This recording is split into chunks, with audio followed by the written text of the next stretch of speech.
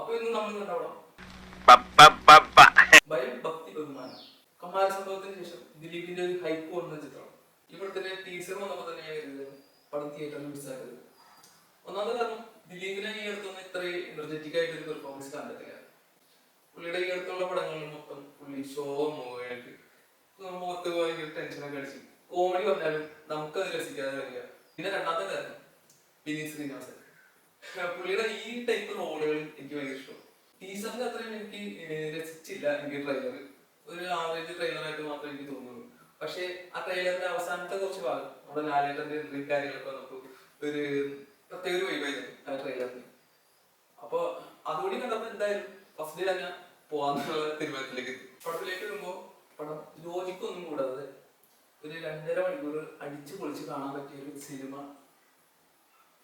ആയിട്ടാണ് സംവിധായകൻ എടുത്തു വെച്ചിരുന്നത്. നമുക്ക് അങ്ങനെ തോന്നണം എന്നില്ല. കാരണം ഇതൊരു പക്കാ സ്പൂഫ് പടമാണ്. സ്പൂഫ് പടങ്ങൾ ഇഷ്ടപ്പെടുന്നവർക്ക് അത്യാവശ്യം ഒരു വൺ ടൈം വാച്ചബിൾ എന്നുള്ള രീതിയിൽ കണ്ടു തീർക്കാവുന്നതിലായിട്ട് ഒരു അടിപൊളി ഐറ്റമായിട്ടൊന്നും എനിക്ക് ഒരിക്കലും തോന്നിയില്ല. പടത്തില് കയ്യടി വീഴുമെന്ന് കരുതി എടുത്തു വെച്ചിരുന്ന കുറെ സീൻസുകളുണ്ട്. പക്ഷെ തിയേറ്ററിൽ പലതും നടത്ത പ്രതികരണമായിരുന്നു. കാരണം മിക്കവർക്കും അത് വർക്കില്ല എന്നാണ് എനിക്ക് തോന്നുന്നത്. പടത്തിന്റെ ഫസ്റ്റ് ഹാഫില് നായകനും വില്ലനൊക്കെ കിട്ടുന്ന ഒരു കയ്യടികളും കാര്യങ്ങളും കഴിഞ്ഞാൽ പിന്നെ തിയേറ്റർ നിശ്ചലമായിട്ട് കിടക്കുകയായിരുന്നു.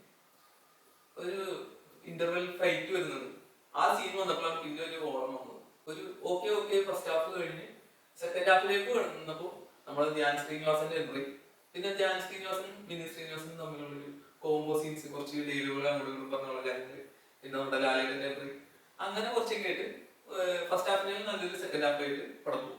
ഒരു കാര്യം എനിക്ക് ഇഷ്ടപ്പെട്ടത് ഫ്ലാഷ് ബാക്കില് വില്ലനായിട്ട് എങ്ങനെയും ശത്രുത വന്നെന്ന് കാണിക്കുന്ന ഒരു സീൻ. അതിൽ കാണിച്ചിരുന്ന ഒരു കാര്യം അവന്റെ അച്ഛൻ മരിക്കാനുള്ള ഒരു കാരണം കാണിക്കുന്ന ഒരു സീൻ. അത് എനിക്ക് പേഴ്സണലി ഭയങ്കര ഇഷ്ടമായി. കാരണം ഈ അടുത്ത ഇലക്ഷൻ കഴിഞ്ഞപ്പോൾ ഞാൻ വിചാരിച്ച ഒരു കാര്യം ആ സിനിമയിൽ പറഞ്ഞു. ഈ ചാനലിൽ രാഷ്ട്രീയം പറയില്ല എന്ന് നേരത്തെ പറഞ്ഞതുകൊണ്ട് ഞാൻ അതിലേക്ക് കിടക്കുന്നില്ല. പടം കണ്ടവർക്ക് മനസ്സിലാവും. പടം ഒരു സ്പൂഫ് മൂവിയാണ്. അപ്പൊ ആ ജോണറിലുള്ള പടം ഇഷ്ടപ്പെടുന്നവർ മാത്രം പടത്തിന് ടിക്കറ്റ് എടുക്കാൻ മതി. അല്ലാത്തവർക്ക് ഈ പടം ജയിക്കാൻ ചാൻസ് കുറവാണ്. സംഭവം ആ ഒരു ജോണറിലെ പടം ഇഷ്ടപ്പെടുന്നവർക്ക് ഒരു വൺ ടൈം വാച്ചബിൾ എന്നുള്ള രീതിയിൽ പടം ഇഷ്ടമാകും. നിങ്ങൾക്ക് സ്പൂഫ് മൂവീസ് ഇഷ്ടമില്ലാത്ത ഒരാളാണെങ്കിൽ തിയേറ്ററിന്റെ പരിസരത്തേക്ക് പോകുന്നില്ല. എനിക്ക് ഇഷ്ടപ്പെടില്ല. പടത്തിന്റെ ടൈറ്റിൽ കാർഡ് നമുക്ക് അതിൽ എഴുതിയിരുന്ന ടാഗ് ലൈൻ ഉണ്ട്, നോ ലോജിക് ഓൺലി മാഡ്നസ്.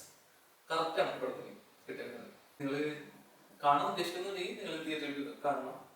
പിന്നെ അറിയാനുള്ളത് ദിലീപിന് ഇന്ത്യ പാർട്ടി മിസ്സാവോ ഇല്ലയോ അത് വരുന്ന ആളുകളുടെ കളക്ഷനിൽ നിന്ന് അറിയാം.